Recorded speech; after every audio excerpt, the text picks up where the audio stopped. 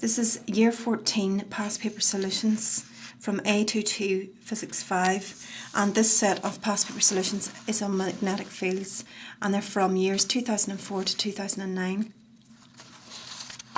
So the first question is June 2004 from Physics 5. Question 1. A simple AC generator consists of a coil of wire rotating in a uniform magnetic field of flux density 4.6.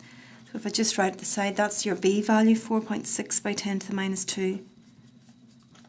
The area of each turn of wire is 8.4 by 10 to the minus 3. And then figure 1.1 shows the output EMF for the generator, how it varies with time. So it gives you a voltage and a time. Now this involves an equation, E is equal to omega p.p.A, and it doesn't seem to be on the new specification anymore, but we'll just work with it anyway. It's good that you've seen it. They might give it to you and just ask you to use it and tell you what the different parts mean, so it doesn't do you any harm just to have a wee look at it. When this is omega, and similar to angular circle, simple harmonic motion or circular motion, omega is that angular frequency idea, and it's equal to 2πf. So the first question there says, using information from figure 1.1, in other words the graph, calculate the angular velocity of the coil. And so you can see there's one complete turn, one complete rotation of the coil, and you can see a time period from that. And the time period from that is 20 milliseconds. Therefore, you know frequency is 1 over time, and that's 1 over 20 by 10 to the minus 3.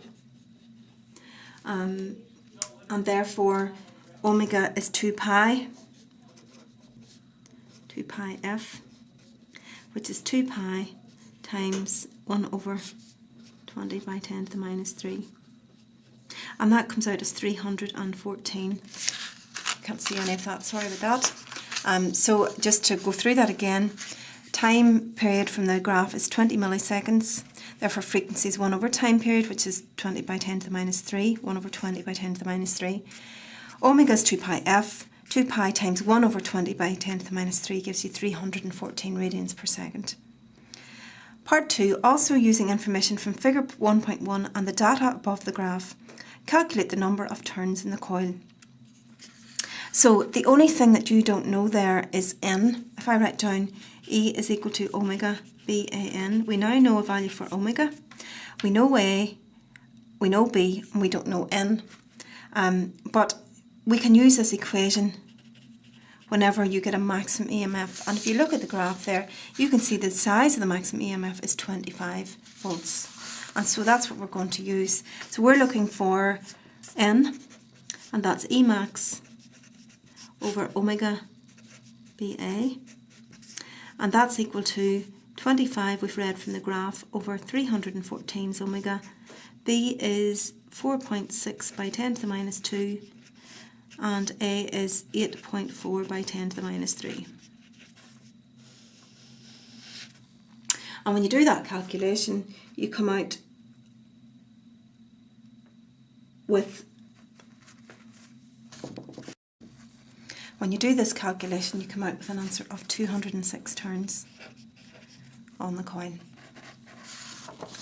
Part B of the question. Transformers are not 100% efficient.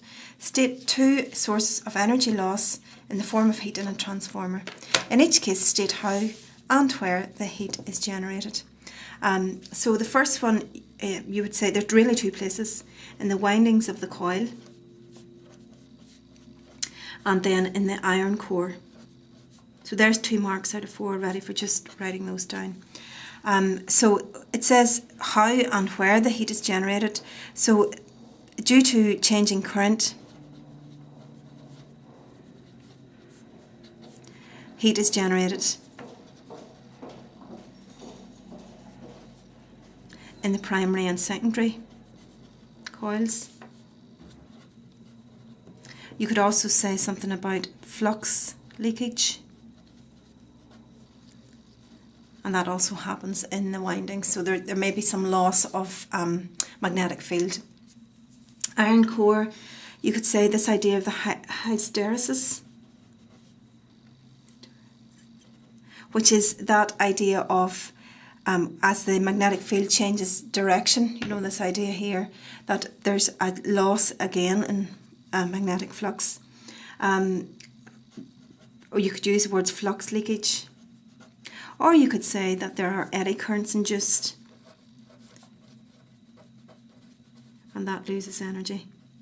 So there's a number of things that you could say to explain that. High voltage transmission has the advantage in the distribution of electrical power to the consumer. Suggests one possible disadvantage in using such a system. So a possible disadvantage is that, I mean, there's lots, they've listed plenty, but if you have overhead cables and they have high electric fields, well, that means there's going to be high magnetic fields and therefore there's a potential health hazard.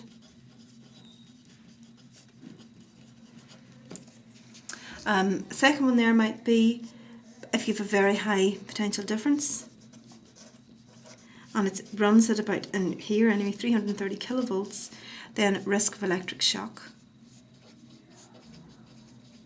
For in particular workmen working near them with high vehicles and so on. There's the cost of high voltage equipment. There could be, you could say something about very common sense, like high pylons are obtrusive or are unsightly. So really, they have also said any other reasonable answer, so I'm sure you'll be able to think of something else.